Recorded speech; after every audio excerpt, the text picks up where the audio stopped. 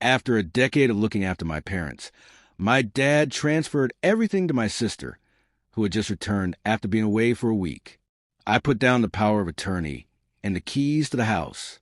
"Congrats, Lena," I said. Mom nodded and added, "She deserves it." But when my sister opened my letter, she erupted. "You're kidding." "Hey, read it." For 10 years, I had been the one keeping everything in order, not because I wanted to be, not for praise, but because if I didn't, everything would fall apart.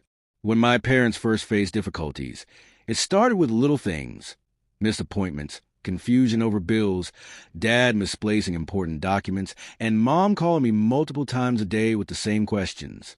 So I stepped in. At first, it was just a bit of help.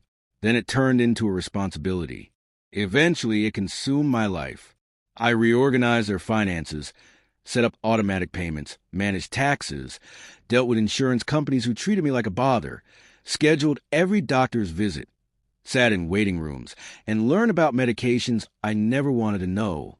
When Dad's memory started fading, I was the first to notice. When Mom began to lose her confidence, I became her support. That's when the power of attorney came up. "You're the responsible one," Dad said. "You always have been." I signed right away because back then I thought responsibility was trust, and trust meant appreciation. I was mistaken. My sister Lena left 10 years ago with a suitcase, a vague plan, and a promise to find herself. She traveled, shared photos, and lived freely. When holidays came, she had reasons not to visit. When emergencies arose, she was unreachable. And every time Mom sighed and said, "Well, at least you're here," I convinced myself it mattered, that my staying mattered. I watched my life shrink while hers grew. But I didn't complain because family, right? A week ago, Lena returned without any warning or explanation.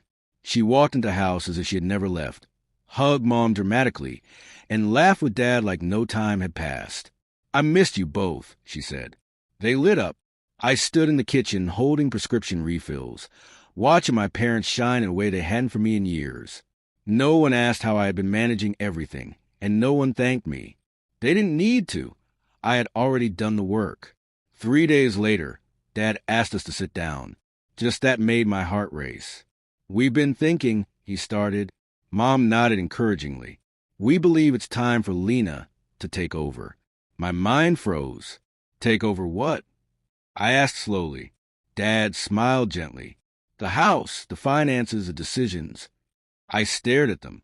"I've been handling all that for 10 years, I replied. Mom reached for my hand, patronizingly.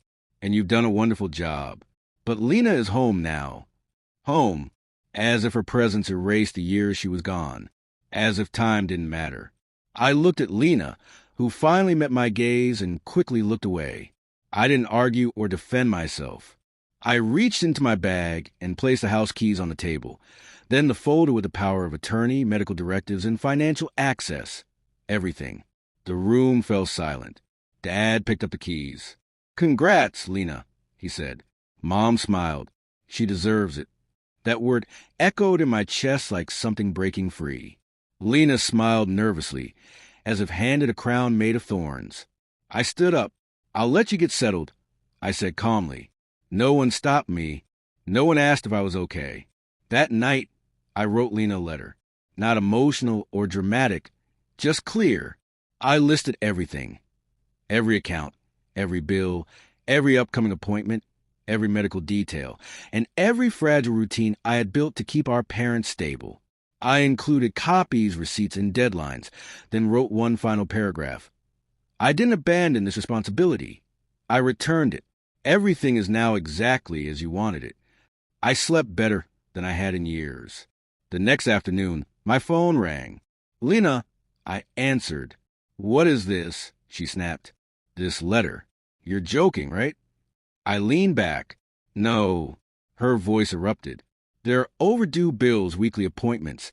Dad needs daily monitoring, and Mom's insurance is a mess. This is crazy." I let her finish, then calmly said, "It's called reality." She shouted, "You can't just walk away." I closed my eyes. I didn't walk away. I handed it to you. Silence. Heavy. Shocked. Then she whispered, "You planned this." I opened my eyes. "No, Lena, you did when you left 10 years ago."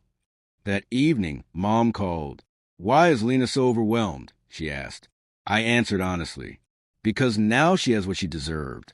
Mom hesitated. "Well, you can still help a little." In that moment, I finally understood. They never saw my sacrifice, only my availability. "No," I said softly. "I'm done carrying what no one valued." Because when my sister tried to give everything back and my parents finally felt the weight I had carried alone, the truth came out, and it changed our family forever. For 3 days after Lena's call, there was silence. No yelling, no guilt-tripping texts, no family meeting demands, just quiet. And in that stillness, for the first time in 10 years, I wasn't responsible for anyone else's chaos. Then the 4th day came, bringing panic. Lena called again. This time, she wasn't angry. She was shaken. "I can't do this," she said, her voice tight. I didn't know it was this much. I stayed silent. "Dad missed 2 appointments," she continued. "Mom's insurance rejected a claim. The pharmacy won't release Dad's medication without approval. And the house, it needs repairs. I don't even understand." I let her talk because for 10 years, no one had let me speak. "I just thought," she said weakly, "I thought you were exaggerating. There was the assumption that my exhaustion was drama, that my sacrifice was convenience. This is your responsibility now." I said calmly, "You wanted it, you have it." She whispered, "I need help." And for the first time, I didn't rush to save her. 2 days later, my parents called me over. Not demanding, not accusing, asking. That alone told me something had changed. When I arrived, the house felt different, messier, heavier, unstable. Dad looked tired, older than I remembered. Mom's hands shook as she poured tea. Lena sat at the table, pale, eyes red. Dad spoke first. "We didn't realize how much you handled." I said nothing. Mom added quietly, "We thought, because you never complained." I almost laughed. Instead, I asked one question. "Did you ever ask?" Silence. Dad rubbed his face. "We were wrong." That word hit harder than any apology. Lena pushed the house keys toward me. "You should take it back," she said. "You're better at this." Better. Not willing, not supported, just better.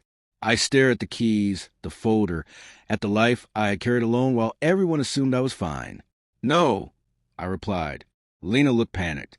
"But Dad needs—" "I know exactly what Dad needs," I said. "I've known for 10 years. Mom's eyes filled with tears. "We made a mistake," she whispered. "You were always there. We took you for granted." I inhaled slowly. "Yes," I said. "You did."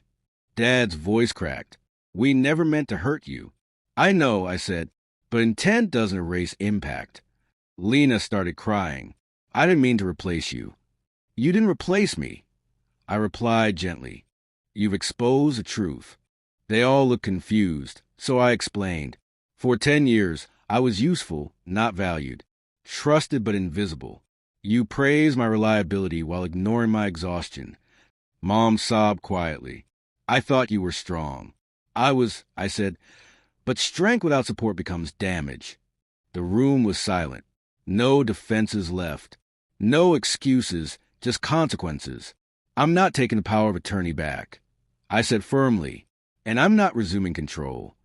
Lena looked horrified. "Then what happens?" I met her eyes. "You step up slowly, properly, with support."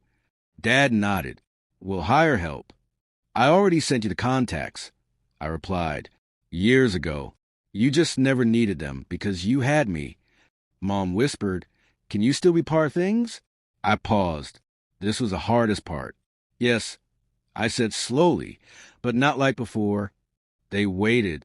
"I'll be a daughter, a sister, not a caretaker, not a manager, not the silent backbone holding everything together." Dad nodded, tears in his eyes. "That's fair."